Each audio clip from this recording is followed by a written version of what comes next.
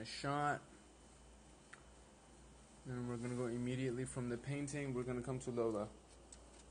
And Lola's going to run away. Oh, no, wait. She's coming here. Come here. Come here, Baba. Hey, Baba. Hi, Juju. Hey, Papa. Okay, let's get to it because I actually have something very cool that I want to say. Or I think it's cool anyway. Hold on, let me get this phone right here. Cool. Very good. Very, very good. Okay, guys. Let me see if I can adjust this. Go right here in the light. Very good. I love this pear. It is the most delicious pear I have found in such a long time. It's just really tasty. I love it. It's amazing. Okay. Okay.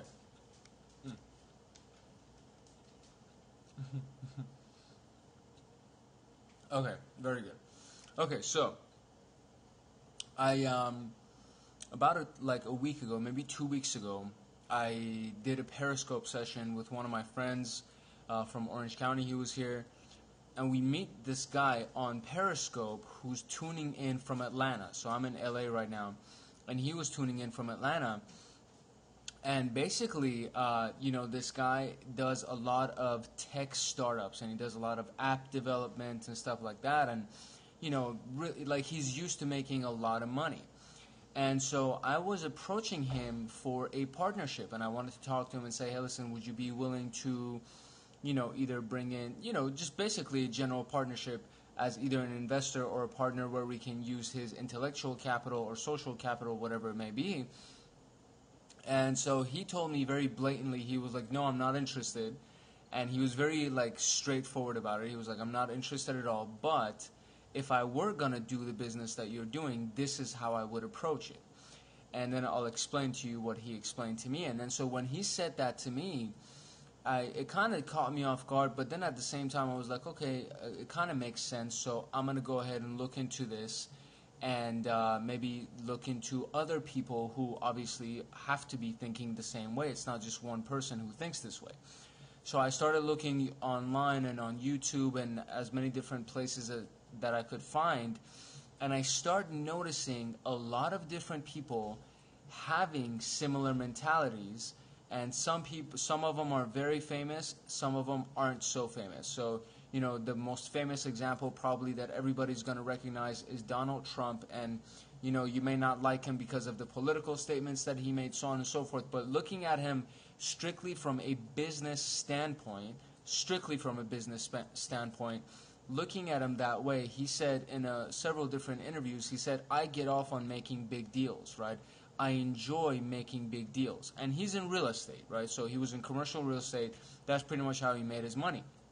Now, in commercial real estate, or in real estate in general, the 90%, 95% of real estate agents, they go after the house that's, let's say, $100,000, $250,000, $500,000, okay? And the commission from that is $5,000, $10,000, $15,000, whatever. Let's say $15,000, $20,000. Donald Trump goes after the deal that costs a few billion, right? Because the commission out of that is going to be 10, 20, 30, 40 million or even more. And this is a very interesting way of thinking. And so Grant Cardone, one of the guys that he hit it home for me, right? I was watching one of his talks that he was doing from stage. And so this guy gets on stage and he goes, listen, it takes the same amount of effort to make $50,000 as it does to make $500,000, as it does to make $5 million, as it does to make $50 million. The effort is the same. Meaning what? Every single person that's watching this, you get 168 hours per week. I get 168 hours. You get 168 hours. Donald Trump gets 168 hours. Every single person gets the same exact amount of time per week. All of us. We get the same exact amount of time. And we all get the same, let's say, depending on your health and your lifestyle, we all pretty much get the same amount of energy to work. And let's say that all of us, every single person across the board, slept 6 hours a night, and you had 3 meals a day, and you took your shower, and you had clothes, and you had a car to get around, and you had internet, and you have phone service, okay? That basically means that the playing field is even, right? We're all at a level playing field. So what makes us different? What makes us all different from each other is the way that we think and the way that we approach the work environment and working in general. Somebody may work to make $30,000 a year. Another person is willing to take that same amount of energy, that same amount of effort, but get $300,000 a year. Another person is taking that same amount of effort and getting 3 million, 30, 300 million, so on and so forth. The point that I want to make is what? We all get the same amount of time, and we all essentially put in the same amount of effort. Meaning, and again, so let's just kind of break it across the board, right? Let's say, and again, so I'm just going to give you a sales example because it's just the easiest to give. It's like the easiest to understand. Let's say you have two salespeople working, okay? One of them so you have two salespeople working. They both make 250 calls per week, which is 50 calls a day, okay? I'll get to that. I'll get to the mindset. I'm very glad you asked that, and just keep that question in mind, okay? And then I'm going to open it up to as much as I possibly can to see if I can answer as many of your questions for you. Excuse me. But it goes like this. So you have two salespeople, right? They both make 250 calls per week, which is what? 50 calls a day, 5 days a week, right? So that part is no different at all. And they both took the same sales courses. They both know the same process of closing the sale. They know everything, right? Everything is the same. The difference between these two people is that one of them decides to call a list of people who make an average of $50,000 per year as income. The other one decides to call a group of people that make an average of $5 million per year average income. In your opinion, between those two salespeople, who do you think is going to make the most money a year from now, let's say? Let's not say a month from now. Let's not say 3 months from now. Let's say a year from now. You have these two same people. They both make 250 calls a week. They both put in the same amount of effort. They both took the same courses. They both know everything, right? And let's say they even look the same. They drive the same car. All of this, everything is the same. The only difference is that this guy's calling a list of $50,000 earners, and this guy's calling a list of $5 million earners. The answer is very simple, and it's so logical, right? It's so basic. It's like, hey, look, if you're going to make the calls anyway, well, you might as well just make the calls on the list that's more money, right? Right, exactly. So you got to go after the bigger fish. That's basically all it is. Now, typically what happens, if we're going to use a fishing example, typically what happens is that if you want to go after the bigger fish, you need a what? You need a stronger net. You need a bigger net. Or you need a bigger fishing cable that's stronger. You know what I mean? But come on, people, how come? No. They don't make the same income. See, that's the thing. So the point that I'm trying to make, okay, the biggest point that I'm trying to make out of this whole thing is that if you're going to, so the title says what? If you're going to think, you might as well think big. It takes the same amount of effort to think small as it does to think big. It's the same amount of effort. Hi, Sandy. It takes the same amount of effort to worry about something as it does to be faithful and full of faith. It takes the same amount of effort to, literally, like, it's all the same. The effort is the same. This is the biggest thing that I'm trying to get across here. I'm a serial entrepreneur. I'm a problem solver. I work in several different industries, and I love marketing. I love promotion. I love sales, and so I took the skill set of marketing, promotion, and sales and developed it for over a 7-8 year period and ended up going and translating and transferring that skill to several different industries that I'm passionate about. One of them is finance, the other one is fashion, the other one is martial arts, and the other one is entertainment and media and Hollywood and stuff like that. So the situation works like this. All of us that are together right now, so everybody that's watching this, right, and everybody that would be watching this as a replay, all of us are pretty much given the same time, at the very least. We all have the same amount of time, okay? I really don't like to disclose my income if that's okay, and I don't see how that's relevant. The biggest point of this that I want to make is that if you're going to think big. If you're going to put in the effort in an industry that's going to pay you the most money, and put in the effort in an industry that's going to make you the happiest as you're building your lifestyle. We all have the same amount of time, and for the most part, I feel like every single person that's watching this is going to be working their ass off for the next 5 to 10 years anyways. You're going to be working your tail off for the next 5 years, for sure. And you're going to be at least the next 5 years. And whether you're at a job, whether you're at a business, whether you're self-employed, doesn't really matter. You're going to be required to work your tail off. If you're at your job, there is no such thing as coasting through your job anymore. If you're just going to do the bare minimum just to get your paycheck and bounce at the end of the day, within 3 months you're going to get fired. And somebody who's willing to work harder is going to come replace you. So you're going to end up working your tail off in the next 5 years, in the next 10 years anyways. See, that's the thing that I want you to understand, is that you're going to be doing it anyways. And so if you're going to do it anyways, why not go after the biggest that you can possibly go? It's available. It's available to all of us. It's just that what happens is that 5% of people, maybe like 1% of people, actually go after what they want, versus everybody else who just goes after what they feel they're worth. Which brings us to the final point, right? So why don't people think bigger? Why don't people go after, the millions and billions of dollars? Why don't people go after the most amount that they can make quicker, right? What is the quickest way to find the biggest fish? The quickest way to find the biggest fish is to just change your focus. Instead of going after the pond where there's a bunch of little fish, go after the pond where there's a bunch of big fish. It really isn't that complicated.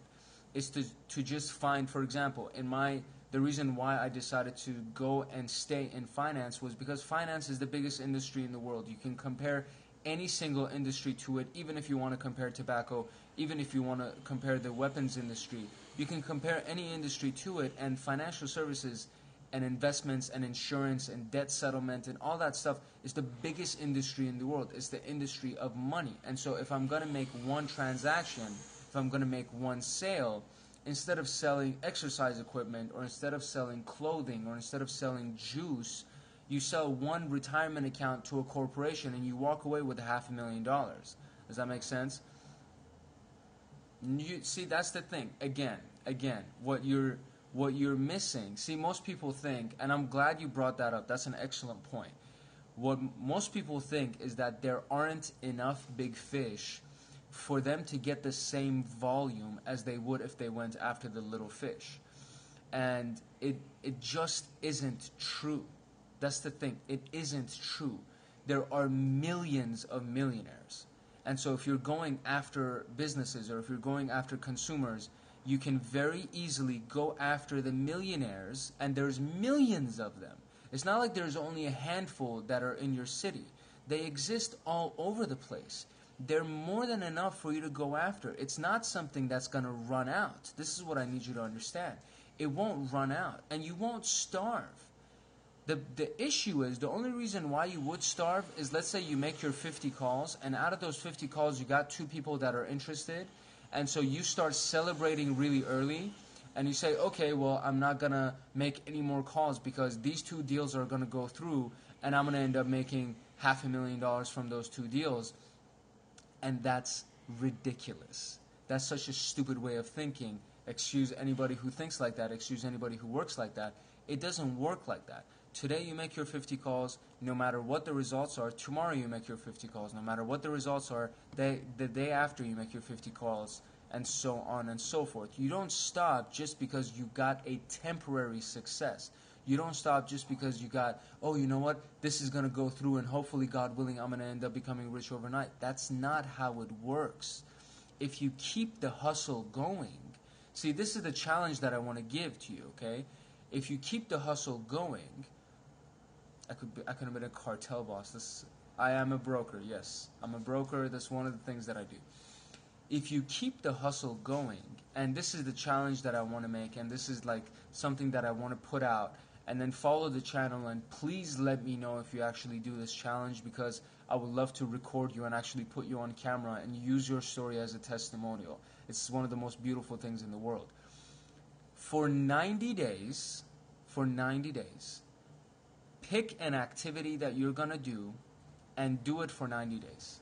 An activity that's going to improve you in some way, shape, or form. Whether it's exercise, whether it's making 10 more calls per day, whether it's spending 15, 20, 30 minutes with your kids or your loved ones per day, extra, you know what I mean? Pick a daily activity that you're going to do and do it for 90 days. And tell me that your life doesn't transform. I guarantee you, there will be nothing. There will be nothing that is going to not change. Deadlift for 90 days straight. You can do that. You know what I mean? For 90 days straight, do your deadlift. And tell me that you're not going to at least increase your weight lift by 100%. That if you do, like, as an example, hypothetically, if you're deadlifting 100 pounds today, 90 days from now, you're going to be deadlifting 200 pounds. That's a virtual guarantee if you put in the work consistently every single day for 90 days. A lot of people think that they need to spend years to make a drastic difference in their life, and that's not true. All you need is 90 days. In 90 days, you could completely change your life from one thing to another thing. Completely. And then in a year of doing that same consistent amount of effort, you're done. In a year, whatever it is, you have set such a strong foundation for yourself. As long as you do it consistently for a year, you have set such a strong foundation for yourself that it just turns into, it's so damn hard to screw it up. You know what I mean? So, and there you go. And so this is the thing. Like, it's like people are, and the responses that you guys are giving me are responses that are I'm glad I'm getting. You know what I mean? Like, the questions that are being asked are questions that give me an idea that you guys are actually thinking about this, right? So you started eating nutritarian only a month ago and feel such a huge change. I don't exactly know what nutritarian is, but it sounds like you're focusing on your health, right? And so again, after a month, you notice such a big difference. You know what I mean? Placebo diet, whatever. Like, I see that's another thing that I haven't even heard of. I don't know what the heck a placebo diet is. Like, I just know the traditional diet, which is eat healthy and exercise. That's all I know. You know what I mean? Like, don't overindulge and eat everything in moderation. Those are things that I know. So it's irrelevant, though. See, here's the thing: the details are irrelevant. And my dog is going crazy playing with her tennis ball. You guys need to see this. It's so freaking cute. Like, she goes nuts. She entertains herself so much. It's amazing. But yeah, so that's really honestly, that's the challenge to you. And I want you to share this with as many people as you can. Not because I would like to gain more followers, obviously, but because I just want to see more people try this challenge. The advice that I can give you about the stock market. Okay. I have a video that I put together on. I put a video together on one of my YouTube channels under Flawless Financial is the name of the channel, Flawless Financial, and the name of the video I think is like Index versus Variable, and my feedback on the stock market is very simple. Okay, if you go to any broker, not any broker, majority of brokers, like 90% of stockbrokers, what they do is they put pretty much everybody in the same fund, okay, for the most part. And when they put Arman's 90-day challenge, hashtag, I like that, hashtag Arman's 90-day challenge, I love that. Please retweet that, please share that. I forgot to add hashtags to the title of this. So what happens is that 90%, like the grand majority of stockbrokers, they put all of their clients' money in pretty much the same portfolio. Meaning what? You have Mrs. Smith, who's 50 years old, and then you have Daisy, who's 20 years old, that just decided to get into the stock market. And pretty much these guys go put them in the same portfolios. Now, the difference is what? The difference is this, that For Mrs. Smith, the 50-year-old, they're going to make it a little bit more diversified, and they're going to make it a little bit more conservative. So if there's a crash that ever happens, she doesn't lose as much money as Daisy does, right? Now, the flaw in this philosophy is this. If you're going to be a broker, like a stockbroker, and you're going to actively manage somebody's money and take 3% of their money every single year, hey, Carol, nice to see you. If you're going to be an active manager of funds and you're going to take 3% per year as a fee, you need to understand that. These people take 3% per year as a fee. Whether or not you make money in your portfolio, they're taking their 3%. You took a 50% hit, I'm taking my 3%. That's how it works. And that's why so many stockbrokers are so aggressive about getting your money, and they say whatever the hell they need to say to close the deal, because they're going to get 3% every single year out of your assets. That's a lot of money for them. Imagine if you have $100 million under your management. That's $3 million a year every single year that you're going to get as a management fee, right? And all they're doing is they're just diversifying it within the same portfolios pretty much. So what's happening is that, so recently, about a month ago, the world markets took a really massive hit, and the United States as a country lost over $1 trillion in a span of, let's say, a week or 2 weeks, right? $1 trillion of retirement money, of money that, again, let's say we're talking about Mrs. Smith. She's 55, she's 60 years old. She's been saving religiously for the last 40 years, and she has $500,000 in her retirement account. And she went through a few recessions, for sure, over the last 40 years. And now she's about to retire, and literally within a matter of a week, she loses half of her money. And she was just about to hit retirement and start collecting on that money. Is it fair for the stock advisor or for the variable advisor to actually go and allocate their money the way that they did because of the fact that the advisor was going to make the most amount of money? Does that make sense? That's the issue that I have with most stock advisors and stockbrokers, because of the fact that they can make so much money, it blinds people. You know what I mean? It puts this filter in front of their eyes that they don't see that this lady that just came and gave me all her money is like, that's all her money. You know what I mean? And she can lose everything. Now, what happens is that, now here's the thing. I used to be a stockbroker. I used to be in the securities business, right? And I had a bunch of clients. I started in 2004, 2005, and the market was doing really well. And by the time I got my feet wet and I was like getting pretty good at the business, it was 2007. The crash happened. All of my clients lost massive amounts of money. And I went to my senior broker and I was like, dude, what do I tell these people? They keep calling me. They're wondering what the heck they're supposed to do. And my broker says, hey, just tell them, just hang in there. It'll come back. Just hang in there. It'll come back. And so the philosophy is what? Hey, if you're going to take a hit, that's perfect. You took a hit. That means the prices are low. Go buy more right now. Go invest more, because it's eventually going to go back up. And it's like, okay, I understand. I can understand the logic behind that.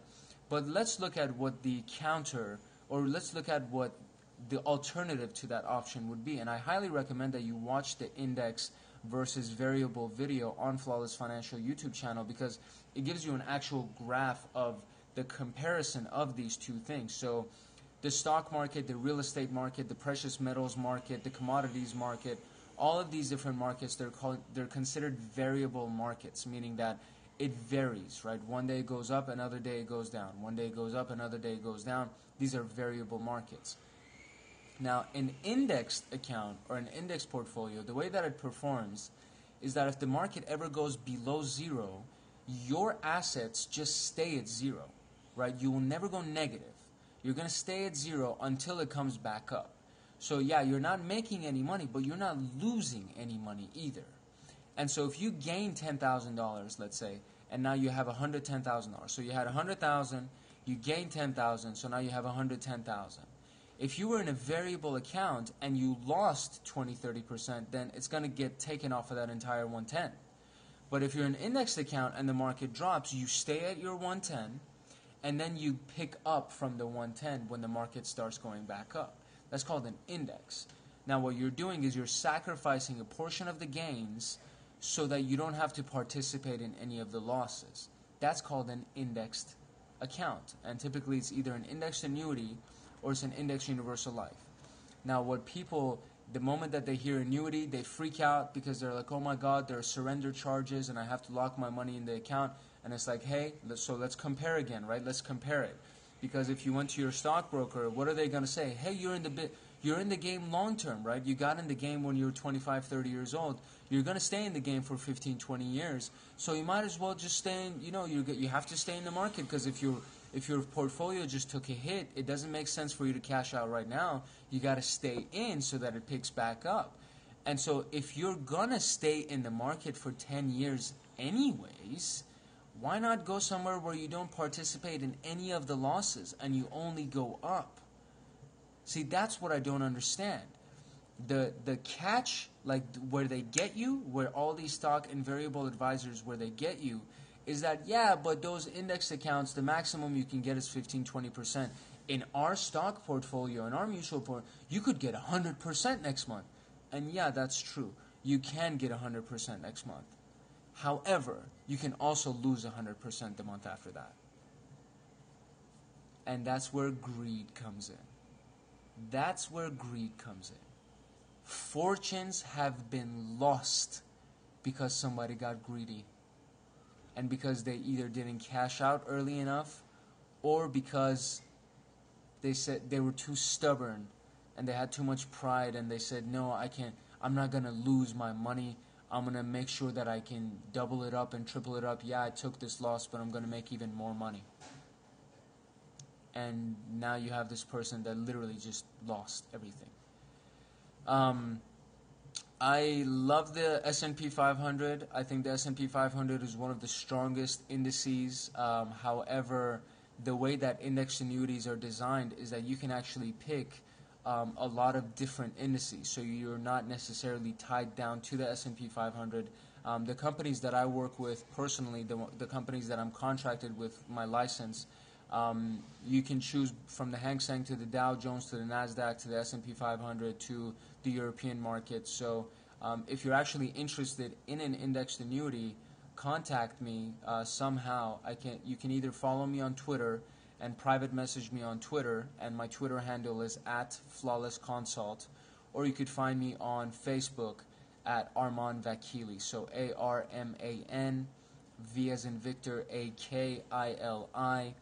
And it's the bald guy wearing a three-piece suit in the profile picture. You really can't miss it. But I love, see, that's the thing. I love the index because of the fact that I was in the securities business. I was in, you don't have a Twitter or a Facebook. Man, are you kidding me? That's nuts. phpvisionary@gmail.com. I'm doing a really risky thing. Yeah, I'm doing a really risky thing by giving out my personal email, but phpvisionary@gmail.com. PHP as in people helping people. Visionary, VISIONARY @gmail.com. And you can just contact me, and if I start getting spammed, then I'm going to open up a different email address. I hate it when people spam. Well, no, I'll just send them to the spam folder. Not a big deal. But yeah, so again, so I was in the securities business, and I saw how much money people lost, and I got out, and I went in the index business. And this last month and a half that the markets took the hit that they did, I'm so proud to say that not a single one of my clients lost a penny. They didn't lose a penny when the markets dropped like 2,000 points. And people lost 40% of their portfolio in 2 weeks, 50% of their portfolio in 2 weeks. We didn't lose a penny. And those are the times that I call every single one of my other clients or every single one of my other prospects that were giving me shit. And they're like, yeah, but my advisor is JP Morgan and they're doing this and they're doing that, and they lost so much money. And I called them up like I was so giddy. You need to understand, I was so giddy when I called them, and I was like, hey, so how's your portfolio doing? You know what I mean? It's like, what happened? So Did you take a hit or what? And at first, the first day that the crash happened, they were like, yeah, it's not a big deal. And then the next day, another crash happened, and then the week after that, another one happened. And then people lost so much money that they started freaking out and panicking. They're like, "Oh, Arman, save me!" And it's like, "What do you want me to do? Like, you already lost your money. I can't do anything. It's not like I can put it back. You know what I mean?" Because the market's crashed. So if your money is invested in a 401k, a mutual fund, IRA, 403b, 457, any kind of real estate, any kind of precious metals portfolio, it really doesn't matter. As long as you're tied to the variable market, then you're going to lose money when the market tanks. And so that's what happened over the last month and a half. You know what I mean? And I was pursuing these people for 6 months, 6 to 8 months, telling them, hey, listen, there's going to be a crash coming soon. There's going to be a market correction happening. And they were just, again, greed kicked in. That's just what it is. Greed kicks in, pride kicks in, and they say, no, I'm fine with my broker. And we're okay. No, we're doing perfectly fine. No problem. And it's like, okay, well, sorry, just a personal thing, but just a young 20-year-old from Texas trying to become financially free. Hey, man, look, I'm all for it, dude. Like, I'm not in any way mad at you. I'm not in any way judging you. I'm looking for people like you to actually partner up with and to actually go into business with. Like I said earlier, there's so much money out there that even if I wanted to, I couldn't get all of it. So it's like I'm looking for sharp people who are ambitious, who have great aspirations for their lives and actually want to move forward and make a lot of money. And I can teach you about the financial services business. I can teach you how to get your licenses in Texas. And you can just go ahead and do what you got to do. You know what I mean? I don't think so. I don't think my Wi-Fi signal is weak. But I guess it is. So I'm sorry. Let me see if I can somehow... Maybe if I turn off the phone or something. I don't know. Sorry, guys.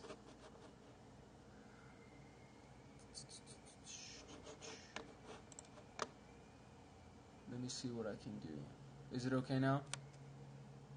So basically that was it really. Like the gist of this message that I want to give, and I'm going to make sure to remember to download this and actually upload it to YouTube so that people can watch it, because I keep saying that I'm going to do that, but then I get so excited from all the hearts and the love and everything and the comments and stuff that I totally forget to download the stinking video. And the moment that you click exit on the broadcast, you can't download it anymore. So it just turns into this like pain in the ass. So what I'm going to do is I'm going to download this video and I'm going to upload it to YouTube for you guys to be able to watch it in the future. But the main point that I'm trying to make is all of us are given the same number of hours per week, and all of us are pretty much going to be, that's what I've been looking for. I'll email you. Please email me. Please email me. I'm actually very interested in talking to people. Like, it's so hard to find ambitious people. It's so hard to find money-motivated people. And I'm going to keep my email open so I can actually look out for your email. And just let me know. And so as I close this message, we all get the same number of hours per week. We all get essentially the same resources in life. If you have access to a telephone and if you have access to the internet on a computer somewhere, you pretty much have the same resources that I do. And I don't even, like, for the most part, I work out of my home office. Like, I created this little space for myself that's clean and that I can focus and get my phone calls done, and I have my printer and I have like a scanner, you know what I mean? It's like, it's so easy to build a business. Like, all the resources are available, that if you're, the only reason why you're not making money, the only reason why you're not succeeding is because of you. And when I say that, I'm looking directly at my own image right now, and I'm talking to myself, because if there's anybody that can make excuses and justifications to not take the action, it's me, because I'm so good at BSing myself and I'm so good at BSing other people that Sometimes I just kind of, I sell myself short. You know what I mean? So we all get the same resources. We all get the same time per week. And we're all given a mouth and eyes and ears and hands, ideally, hopefully, you know what I mean? Like, if you are physically challenged in any way, my heart goes out to you, but you're able to watch this for the most part, and I think you can hear me, and you could probably type some message or you can click on the screen. So it's like whatever excuse you think is big enough to hold you back, it's this big to somebody that has it worse than you. So I'm not in any way saying that your situation isn't hard and that you don't deserve a little bit of time to kind of, mourn, I guess, but it doesn't make sense for you to stay there. And it doesn't make sense for you to live there for the rest of your life. And you can change, because really all it takes is where you're focusing your attention and where you're focusing your energy. And if you're going to go and dedicate 50 hours a week, 60 hours a week anyways, if you're going to work hard anyways, you might as well do it somewhere that can give you the most amount of money. And money isn't everything. Don't take this message the wrong way where you're like, oh, well, all he cares about is money. No, not at all. Money isn't everything. Money just allows you options. And all we need to do as human beings is get the money taken care of so that we can focus on living a life of purpose. We can get the money out of the way so that we can actually go after our passions and go after what we love to do. And that's all money does. It just gives you that option. It allows you to have that option. And that's really it. So if you're going to work anyway, make more money, get rich, become a millionaire. It's not that complicated. It just requires that you change the way that you think, change your focus, and really go into an industry and some kind of opportunity that can actually give that to you. That's really it. It's not that complicated. And so that's really what it comes down to. And again, like, everything is said in the title. Everything is said in the title. If you're going to think, you might as well think big. If you're going to work your ass off anyways, you might as well get rich, and the quicker the better. If you're going to eat, junk food, you might as well work out so that the junk food doesn't kill you. You know what I mean? Like, these are the things. These are the basic things. If you're going to go into a relationship with somebody, dedicate the amount of time. If you're really serious about that relationship, dedicate the 30 minutes a day. Dedicate the hour a day. If you have kids, give your kids 30 minutes a day. If you know what I mean? These are things that every single person can do. And so the last question that comes up is that, okay, so if everybody can do them, why doesn't everybody do them? Because as easy as it is to do, it's just that easy not to do it. Right? So if I make my 10 phone calls today, the chances of me finding $1 million client are very little. So am I going to get rich off of those 10 phone calls? Probably not. But am I going to go broke off of those 10 phone calls if I don't make those 10 phone calls? Probably not. And so it's those incremental additions, right? That's all it is that if you make the 10 calls, most likely, probably nothing's going to come out of it. But then you make another 10 calls, and you make another 10 calls, and you make another 10 calls. But if you don't make the 10 calls today, then tomorrow you're going to find another excuse to not make the 10 calls and not make the 10 calls. And it takes, 15 minutes to make the 10 calls, 20 minutes, 30 minutes to make the 10 calls. So it's one of these things so it's like, okay, so if it's so simple, why does everybody not do it? Because it's just as easy not to do it as it is to do it. And that's where most people fall over, right? So that's pretty much it. So for the people that actually stuck it out, let me give you guys a quick shout out. So Sandy is here. Sandy, yay Sandy. Christopher Middleton, looking sharp, man. That's a great picture that you got. And Lorena's in the house, and then we have everybody else that's watching live from their computers at home. You guys like my backdrop? I love that painting. It's such a serene painting. I love that painting. That was fake. Yay, Sandy. Okay. I guess. So, I hope you had a great day. I had a very full day. Got up early. Got a lot done. I was working late last night also. Got a lot done. Today was a full day. And I was really excited about it, so I'm glad. And I'm very thankful that I got a chance to actually give a message that somebody got value from it. If it touched one person's heart, and if it actually helped just one person, then I feel like I did my job. So as long as it actually helped you, then I'm very glad, and I'm very, very grateful that I was able to do that for you. And that's pretty much it. So follow the channel if you haven't already followed the channel. You can find me on Twitter, Flawless Consult. You can find me on Snapchat, Arman, Arman V26 on Snapchat. Arman the Visionary on Instagram. Hey, stop barking. Trying to close out the video. Jeez. Arman the Visionary on Instagram. Arman Vakili on Facebook. Arman Vakili. And that's pretty much it. So thank you again. Thank you guys so much for watching. Please follow the channel. Pass this video on to everybody. Go to YouTube. Flawless Financial, Flawless Financial on YouTube, and I'm going to upload the recording of this video so you guys can have this and you can share it with as many people as you want to. Follow the YouTube follow the YouTube channel as well. My words are getting mixed. Dude, it's been a long day. It's been such a long day. Like I'm losing my mind. I can't even talk right now. But yeah, that's pretty much it. So thank you guys again. Thank you guys so much for watching. Thank you guys so much for following. And I truly appreciate you, and I hope that you found value from today's broadcast. And remember, if no one else loves you, I love you. If no one else loves you, Arman loves you. And I will do everything that I can to make sure that you actually have a great life.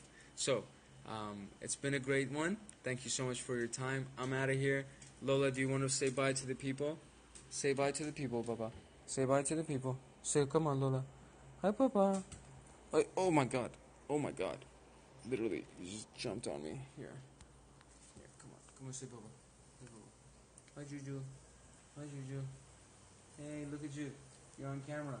You're on camera. Look at you on camera. You're blocking my face. Oh my God. Okay, guys. We're going to say bye. Say bye. Lola. Okay. Alright, bye. I'm going to close this. I'm going to close this and I'm going to download the video right now. Bye.